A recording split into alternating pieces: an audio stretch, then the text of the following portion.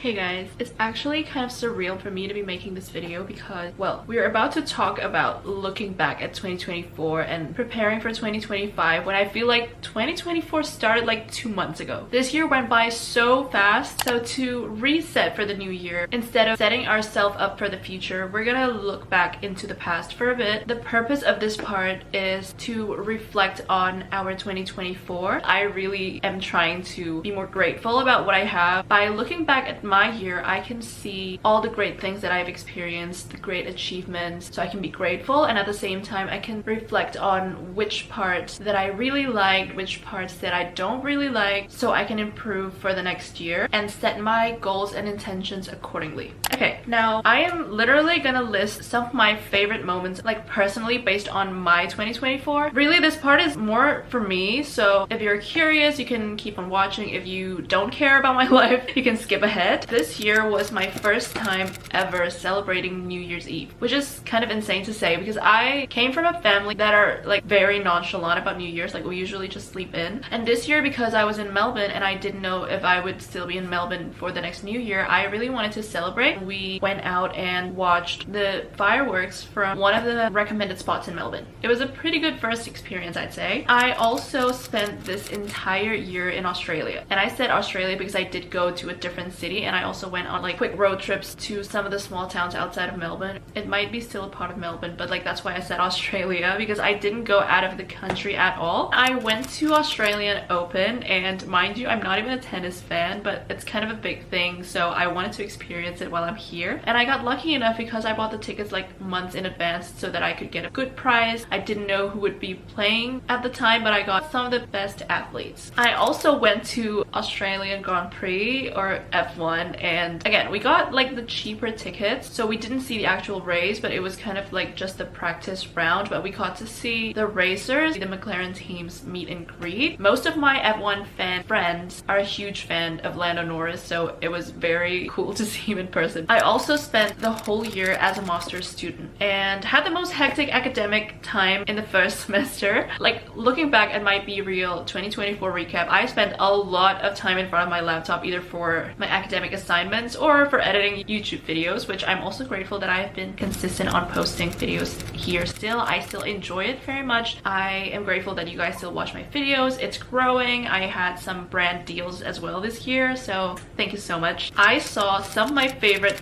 artists. Now, living in Indonesia, not even in the capital city, Jakarta, I didn't get any chances of going to see some of my favorite artists, and now that I'm here, I wanted to make the best out of it. And one of my favorites is Luke Hemmings, and it is also extra special for me because I've been a fan of his band 5 Seconds of Summer for almost 10 years, and I got to see him with a friend that I met online because of our mutual obsession of Five Sauce. It was just also very surreal because I've been friends with her online for almost 2 years. It's Alia, by the way. And then having to see our favorite artists together is just so amazing. Before I moved to Melbourne, one of my main bucket lists is to go to Sydney because I've visited Melbourne and Perth before, but I've never gone to Sydney. So I went this year with my friends. It was very short, but it was also sweet, if you get the reference. Also have a vlog of it. It's one of my favorite vlogs that I've ever made, ever. I experienced snow for the first time. I went to Mount Buller with my friends during winter, so in case you're wondering, we don't have snow in Australia, but some of the mountains do have snow during peak winter. This year was also my first time ever celebrating Eid outside of Indonesia, and I'm also very grateful that even though I am far away from home, my family flew here to celebrate it with me. I also did an adult thing and girl boss and pitched my business idea in front of an audience, and I actually won People's Choice Awards. That was kind of like the major event of my program. I have been hoping that I could get picked to pitch since I first joined the program, and I wanted to win. And I didn't win by the judge, but at least I won by People's Choice, which was validating. I turned 25 this year. I still feel like that doesn't sound real. That sounds like such an adult age. The celebration was pretty low-key, but despite being away from home, I am so grateful that I was surrounded by my closest friends here. I also called my parents and my best friends in Indonesia. But yeah, fully developed frontal lobe over here. And then I graduated from my master's program just a few weeks ago. My parents visited. I was very touched when I saw that not only my parents flew here, but when I got up on stage, they actually sat first row. Mind you, it was a huge audience and they managed to sat first row and like cheered on me. I think what's gonna be so different for me is that when I started 2024, I know exactly what this year is gonna look like. But 2025 is very uncertain for me because I have to move back. I have to readjust to my life in Indonesia, in my hometown, and continue working on my business instead of studying, which is again very uncertain. But this is why we're setting our intentions and goals for the year so it will be less scary.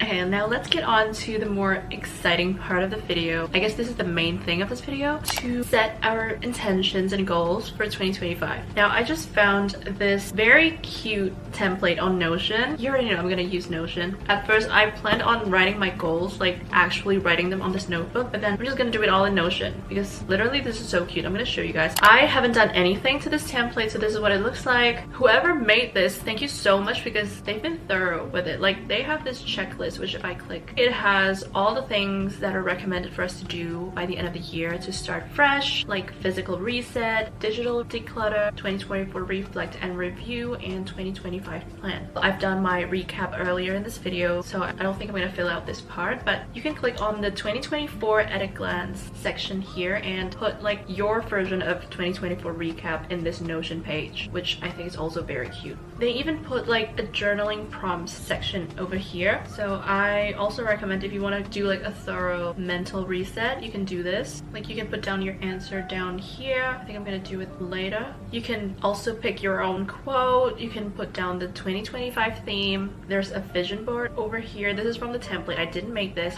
but let's get down to the goals first. What I'm planning to do is I've written down like the major categories for the goals that I'm gonna do, and after I've written down all the goals, I'm gonna make the vision board based on these goals, so it's gonna be very personal for me. And I guess that's kind of like what I recommend for you to do too. I mean, it's up to you, but that kind of makes sense for me.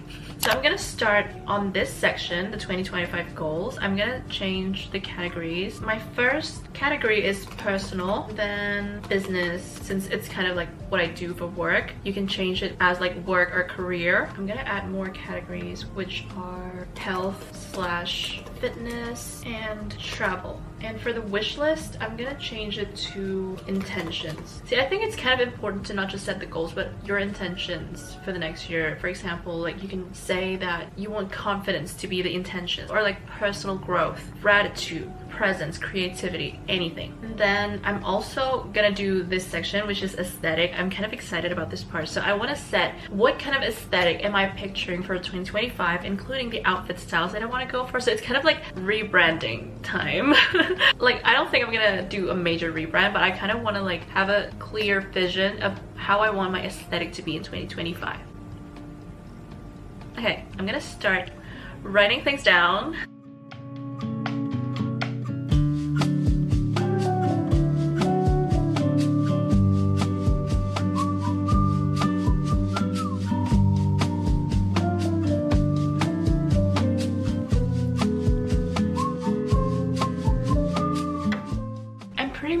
Done right now, at least. I think I spent like at least an hour doing this. I have to say, it's been so fun doing this. Like, I highly recommend it. Like, it's a good thing to do to start your year in a fresh mindset with like clear goals, but at the same time, it's literally so fun. This is my 2025 vision board. I kind of like how it turns out to be. I had to remove the aesthetic part down below because I think the vision board already captures the aesthetic that I'm going for. Like, I kind of want the productive vibe to happen here, but at the same time, there's still some fun going on. There's still some traveling, being with your friends, and I want this like kind of black and white aesthetic too. Like, I don't want to wear too much colorful stuff anymore.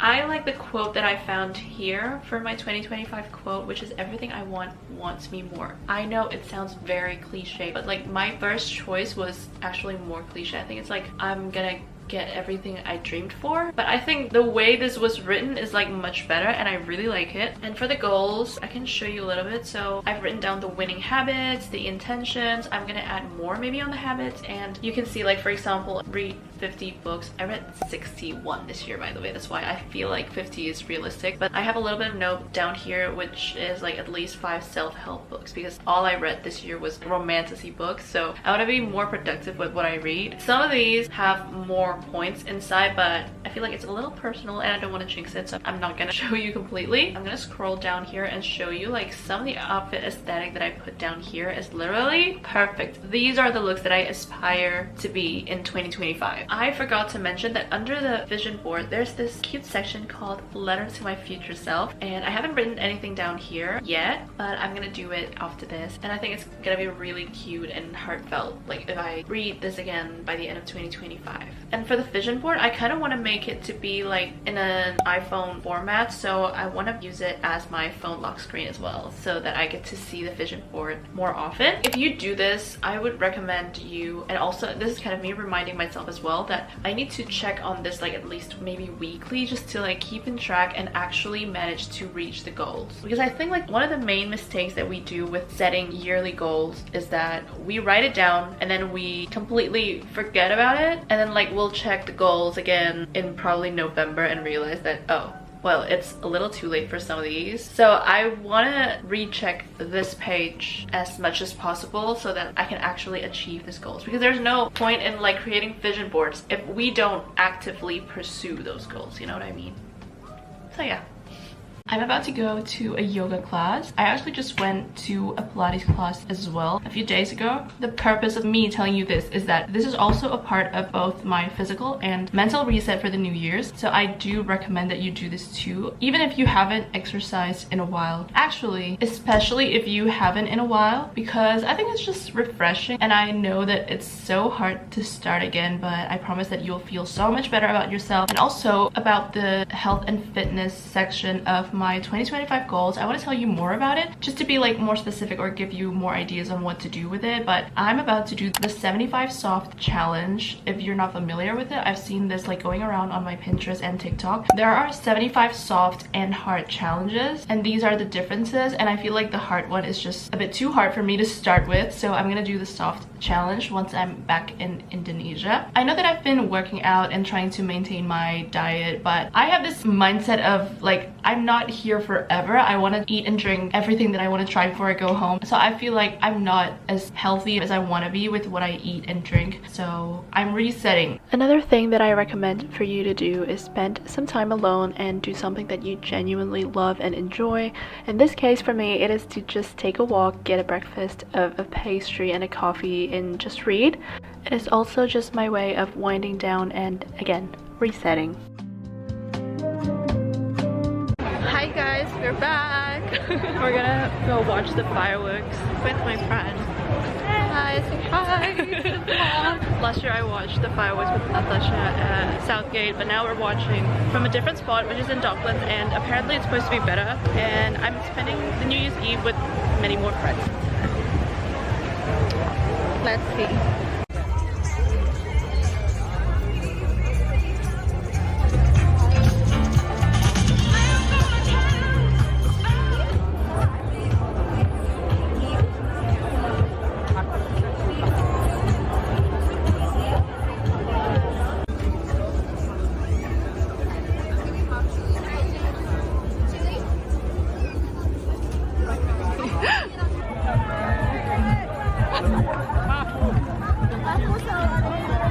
Thank you.